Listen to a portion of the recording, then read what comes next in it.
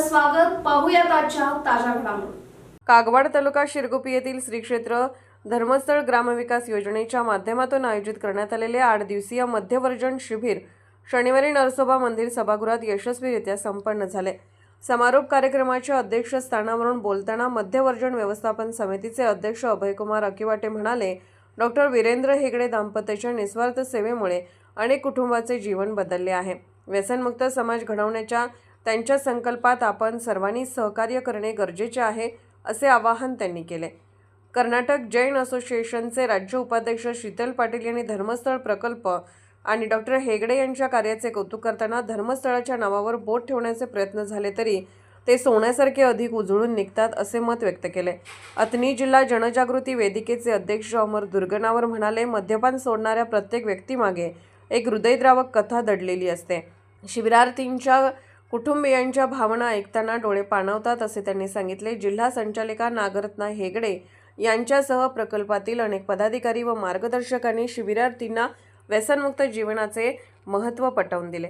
जनजागृती वेदिकेचे धारवाड प्रादेशिक कार्यालयाचे भास्कर यांनी प्रभावी मार्गदर्शन करून शिबिरार्थींमध्ये नवे बळ निर्माण केले. शिबिरात सहभागी झालेल्या सुमारे 50 मद्य व्यसनाधीनांनी मद्य सेवनाचा पूर्ण त्याग करून पुढेही मद्यपान न करण्याची प्रतिज्ञा केली. 8 दिवस चाललेल्या या शिबिरात आरोग्य, व्यक्तिमत्व विकास, कुटुंब बांधणी, सांस्कृतिक कार्यक्रम आदी विविध उपक्रमांचे आयोजन करण्यात आले. शिबिरात मनापासून सेवा देणाऱ्या सर्वांचा सन्मान करण्यात आला. तसेच शिबिरार्थींची नवजीवन समितीमध्ये सदस्य म्हणून नियुक्ती करण्यात आली. या कार्यक्रमाला महावीर कात्राडे, अमर दुर्गनावर, भावना जोगले, सुभाष पाटील, संजय नाडगौडा, अमीन शेख, सदाशिव पुजारी, जिनेंद्र खिमलापुरे, नागरत्ना हेगडे, संजीव मराठे, चन्नम्मा सुदगट्टी, भास्कर एन, कुमार टी तसेच धर्मस्थळ प्रकल्पाचे पदाधिकारी, सेवा प्रतिनिधी, शिबिरार्थी व ग्रामस्थ उपस्थित होते. SB न्यूजसाठी इंगळेहून राजू कोळी. ಬಹಳಷ್ಟು ಕಾರ್ಯಕ್ರಮದಲ್ಲಿ ನಾವು ಭಾಗವಹಿಸ್ತೀವಿ. ರಾಜಕೀಯ ಕಾರ್ಯಕ್ರಮ ಇರ್ತಾವೆ, ಚುನಾವಣೆ ಕಾರ್ಯಕ್ರಮ ಇರ್ತಾವೆ, ಮದುವೆ ಕಾರ್ಯಕ್ರಮ ಇರ್ತಾವೆ. ಆದ್ರೆ ಬ್ಯಾರೆಯವರ ಸಲುವಾಗಿ ಮಾಡಿದಂತ ಅವಿಸ್ಮರಣೀಯ ಕಾರ್ಯಕ್ರಮ ಅತ್ಯಂತ ಶಿಸ್ತಬದ್ಧವಾಗಿ, ವಿನಯಪೂರ್ವಕವಾಗಿ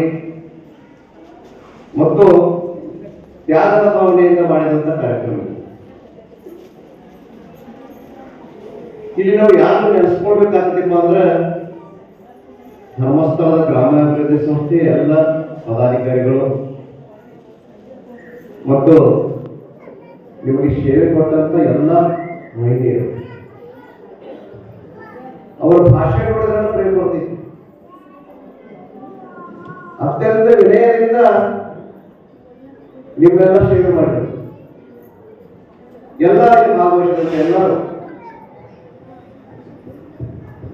ನಾನು ನಿನ್ನೆ ನಿಮಗೊಂದು ಮಾತು ಹೇಳೋ, ಇವ್ರು ಯಾರು ನಮ್ಮ ಸಂಬಂಧಿಕರಲ್ಲ,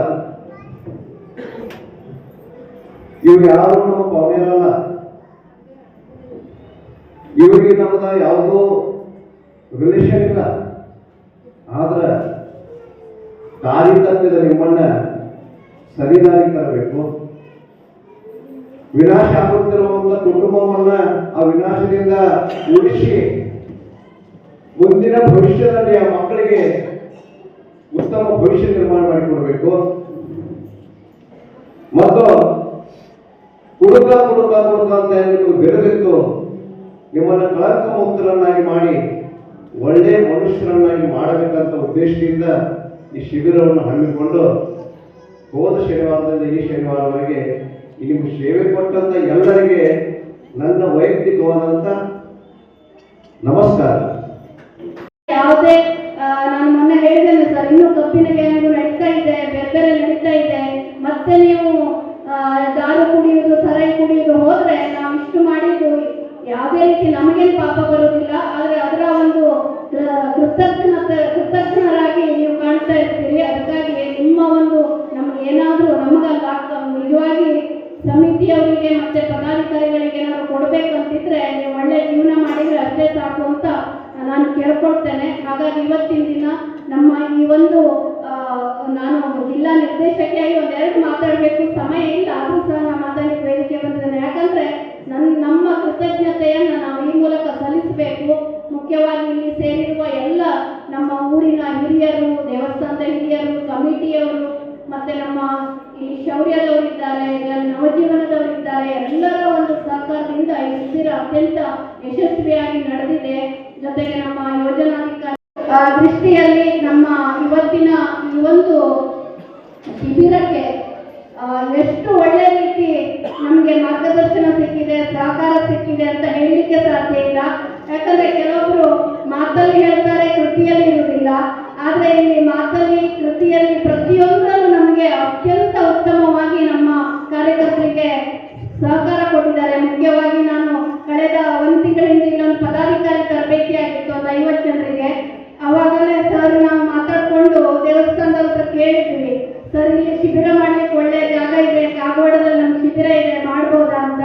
ಅವಾಗ ನಮ್ಮ ಬೊಮ್ಮಣ್ಣ ಸರ್ ಕೂಡ ಮಾತಾಡೋಣ ಅಂತ ಹೇಳಿದ್ರು. ಆ ಪ್ರಕಾರ ನಮಗೆ ಅತ್ಯಂತ ಉತ್ತಮವಾದ ಸ್ಥಳ ಅದು ದೇವರ ಸಾನ್ನಿಧ್ಯದಲ್ಲಿ ಸಿಕ್ಕಿ ಶಿಬಿರ ಮಾಡಲಿಕ್ಕೆ ಅತಿ ಉತ್ತಮ ಸಹಕಾರವನ್ನ ಈ ದೇವಸ್ಥಾನದ ಕಮಿಟಿಯ ಅಧ್ಯಕ್ಷರು ಸರ್ವ ಪದಾಧಿಕಾರಿಗಳು ಕೊಟ್ಟಿದ್ದಾರೆ.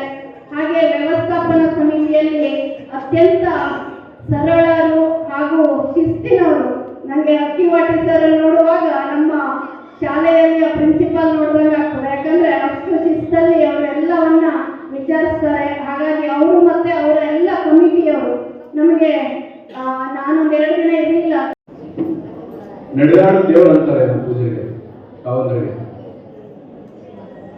ಅದು ನೀವು ನಂಬಲೇಬೇಕಾಗುತ್ತೆ. ಇವಾಗ ನಿಮ್ಗಿಂತ ಹೆಚ್ಚಿನ ನಮ್ಮ ತಾಯಿಯನ್ನು ನಂಬಬೇಕಾಗತ್ತೆ. ಅದ್ರ ಜೊತೆಗೆ ಮಡದೇವರಂತೂ ದೇವರಂತೂ ನಂಬಲೇಬೇಕು. ಯಾಕಂದ್ರೆ ಕೆಟ್ಟ ಘಟನೆಗಳು ನೀವೇ ನೋಡಿದ್ದೀರಿ. ಮದುವೆ ಆದ ನಂತರ ನಮ್ಮ ಮಾಲಕರು ಯಾವ ತರ ಇದ್ರು, ಏನ್ ಮಾಡಿದ್ರು, ಎಲ್ಲ ನಾನಾ ತರ ಹಿರಿಯರು ಎಲ್ಲ ಮಾಡಿದ್ರು. ಆದ್ರೆ ಈ ಕೆಟ್ಟಗಳಿಂದ ಹೊರಗಡೆ ಬರ್ಲಿಕ್ಕೆ ಆಗಿರಲಿಲ್ಲ. ಇವತ್ತು ಮಾತ್ರ ನಾವು ಮಾಲಕರೆಲ್ಲರೂ ದೇವರ ಸಮ್ಮುಖದಲ್ಲಿ ನಾವು ಎಲ್ಲ ಬಿಟ್ಟು ಹೊರಗಡೆ ಬಂದಿದ್ದು ಅಂತ ಅವರಿಗೆ ವಿಶ್ವಾಸ ಬಂದಿದೆ. ಯಾಕಂದ್ರೆ ದೇವರು ಯಾರು ಅಂತಾರಪ್ಪ, ಕೊಡೋನು ದೇವರು ಅಂತಾರೆ. ಅದರ ಜೊತೆಗೇನೆ ಅಪೇಕ್ಷೆಯನ್ನು ಮಾಡಲ್ಲ. ಹಾಗೆ ಆಟಲೆ ಆಶಯದಿಂದಲೇ ಅವನ ಜೀವನ ಕಳ್ಕೊಂಡ. ಅದಕ್ಕೆ ನಾನು ಹೇಳೋದಿಷ್ಟೇ, ಅವನು ಸ್ವಲ್ಪ ಆ ಕಡೆ ಲಕ್ಷ ಕೊಡದೆ ಹೋಗಿದ್ರೆ ಅವನ ಜೀವನ ಪರ್ಯಂತನೇ ಹೊರಗಡೆ ಇರ್ತಿದ್ದ. ಅವನು ಗುರಿ ಮುಟ್ತಿದ್ದ, ಧರ್ಮಸ್ಥಳಕ್ಕೆ ಹೋಗ್ಬೇಕಾಗಿತ್ತು, ಅಲ್ಲಿ ಮುಟ್ತಾ ಇದ್ದ. ಆದ್ರೆ ನಮ್ಮ ಪೂಜ್ಯರು, ನೀವು ಕೂಡ ಈ ಕಾಡಿನಲ್ಲಿ ಬಂದಿದ್ರಿ, ನಿಮ್ಗೆ ಹೋಗಬೇಕಾದ್ರೆ ನಾನಾ ತರದ ವಸ್ತುಗಳು ಕಟ್ಟಿ ಬಿಡ್ತಾವೆ. ಅಂದ್ರೆ ದೇವರು, ಮಂಜುನಾಥ ದೇವರು, ನಮ್ಮ ನಡೆದಾಡ ದೇವರು ನಿಮ್ಗೊಂದು ದೀಪ ಕೊಟ್ಟಿದ್ದಾನೆ. ಅದು ಆರದಂತ ದೀಪ. ನಿಮ್ಮ ಸಾವನ್ನು ಖಂಡಿತ ಇಲ್ಲ. ಅದಕ್ಕೆ ನೀವು ಜೀವನ ಪರ್ಯಂತ ನೀವು ಬಾಳ್ತೀರಿ ಅನ್ನೋದು ವಿಶ್ವಾಸ ನಮ್ಮ ತಾಯಿಗಳಿಗೆ ನಾನು ಕೊಡ್ತೀನಿ. ಅದಕ್ಕೆ ತಾಯಿಗಳು ಯಾವತ್ತೂ ಇನ್ಮೇಲೆ ಅವ್ರನ್ನ ಅನುಮಾನ ಮಾಡಬೇಡಿ. ಇನ್ಮೇಲೆ ಗ್ರಾಮೀಣ ಹಾಗೂ ಇಲ್ಲಿ ನಡೆದಂತ ಈ ಕಾರ್ಯಕ್ರಮಕ್ಕೆ ಎಲ್ಲ ನಮ್ಮ ಮಿತ್ರರು, ಸೇವಕರು ಹಾಗೂ ನವಜೀವನದ ಸದಸ್ಯರು ಯಾವ ತರ ಕಾರ್ಯ ಮಾಡಿದ್ದಾರೆ ಅಂದ್ರೆ ಅದು ನಿಜವಾಗ್ಲೂ ಅದು ನೀವು ಹೇಳಕ್ಕೆ ಸಾಧ್ಯ ಇಲ್ಲ. ನೀವು ತಾಯಿಯರು ಅಥವಾ ತಂದೆಯರು ನೀವು ಪುಣ್ಯ ಮಾಡಿರ್ತಾರೆ. ಚೇಂಜ್ ಆಗಿದ್ದೀವ್ರಿ. ಚೇಂಜ್ ಕಾರಣ ಮಂಜುನಾಥ ಸ್ವಾಮಿಯ ಸಾನ್ನಿಧ್ಯ ಮತ್ತು ಅವನ ಮೇಲೆ ವಿಶ್ವಾಸ ಇಟ್ಕೊಂಡು ನೀವು ಹೇಳ್ತಿದ್ದೀರ. ಏನ್ ಗೊತ್ತಲ್ಲ, ಇವತ್ತು ನಿಮ್ಮ ಜೀವನ ಸಾರ್ಥಕ ಆದಂತ ಒಂದು ಗಳಿಗೆನ ಇವಾಗ ನಾವು ನೋಡ್ತಾ ಇದ್ದೀವಿ. ನಿಮ್ಮ ಜೀವನ ಸಾರ್ಥಕ ಆಗ್ತಿವ. ಯಾಕಂದ್ರೆ ಏನ್ ನಿಮ್ಮ ತಾಯಿಯರು, ತಮ್ಮ ಮಡದಿಯರು, ತಮ್ಮ ಮಕ್ಕಳು ತಮ್ಮ ಮೇಲೆ ಏನು ಒಂದು ವಿಶ್ವಾಸ ಇಟ್ಕೊಂಡ ಈ 2014ನೇ ಒಂದು ಮಧ್ಯ ಶಿಬಿರಕ್ಕೆ ನೀವು ಯಾರು ಸೇರಿಸಿದ್ರು ಅದಕ್ಕೆ ಫಲ, ಅದಕ್ಕೆ ತಕ್ಕಂತ ಪ್ರತಿಫಲ ನಿಮ್ಮ ಮುಖದಲ್ಲಿರ್ತಕ್ಕಂಥ ನಗು ಯಾವಾಗ 2 ದಿವಸ ಹಚ್ಚಿ ಕಡೆ ನಿಮ್ಮ ಮಡದಿದ್ರು, ನಿಮ್ಮ ತಾಯಿಯ ಕಣ್ಣಲ್ಲಿ ಏನೋ ಒಂದು ನೀರಿತ್ತು, ಇವತ್ತ ಆ ನಗುವಿನ ಮುಖಾಂತರ, ಆನಂದ ಭಾಷೆಯ ಮುಖಾಂತರ ನಾವು ನೋಡ್ತಾ ಇದ್ದೇವೆ. ಅದೇ ನಮ್ಮಲ್ಲಿ ಈ ಒಂದು ಹೆಮ್ಮೆಗಳಿಗೆ ಭಾಸ್ಕರ್ ಸರ್ ಏನ್ ಹೇಳಿದ್ರು 2 ದಿನಗಳ ಮುಖಾಂತರ ಇವತ್ತೊಂದು ಇಂಥ ಒಂದು ಮಹತ್ವದ ಗಳಿಗೆ ನೀವು ನೋಡಕ್ ಸಿಕ್ತಿದ್ರೆ ಎಲ್ಲರಿಗೆ. ಅದಕ್ಕೆ ಅದೇ ಒಂದು ವಿಶೇಷತೆ ಇದೆ ಈ ಒಂದು ಕಾರ್ಯಕ್ರಮದ ವಿಶೇಷತೆ. ವೀರೇಂದ್ರ ಹೆಗ್ಗಡೆಜಿಯವರ ಎಲ್ಲ ಕಾರ್ಯಕ್ರಮಗಳು ವಿಶೇಷತೆ ಇದೆ. ಯಾಕಂದ್ರೆ ವಿಶೇಷವಾಗಿ ಕಾರ್ಯಕ್ರಮ ಯಾರು ಮಾಡ್ಬೇಕಪ್ಪ ಅಂತಂದ್ರೆ ಗಣ ಕರ್ನಾಟಕ ಸರ್ಕಾರದವ್ರು ಮಾಡ್ಬೇಕು.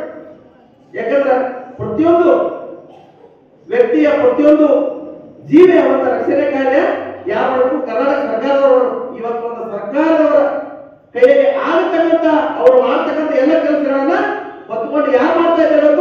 ಸನ್ಮಾನ್ಯ ಶ್ರೀ ವೀರೇಂದ್ರ ಹೆಗ್ಗಡೆಜಿಯವರು ಮಾಡ್ತಾರೆ. ಚಪ್ಪಾಳೆ ಮಾಡ್ತಾರೆ. ಸಾಕಷ್ಟು ಒಂದು ಯೋಜನೆಗಳನ್ನ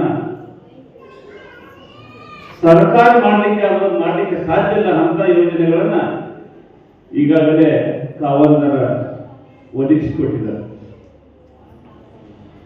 ಅವರು ಒಂದೇನು ಧರ್ಮಸ್ಥಳ ಗ್ರಾಮಾಭಿವೃದ್ಧಿ ಯೋಜನೆ ಇದು ಕರ್ನಾಟಕ ರಾಜ್ಯದಲ್ಲ, ಇಡೀ ಏಷ್ಯಾ ಖಂಡದಲ್ಲಿನ ದೊಡ್ಡ NGO ಯಾವ್ದಾದ್ರು ಇದ್ರೆ ಧರ್ಮಸ್ಥಳ ಗ್ರಾಮಾಭಿವೃದ್ಧಿ ಯೋಜನೆ ಅಂತ ಹೇಳಿ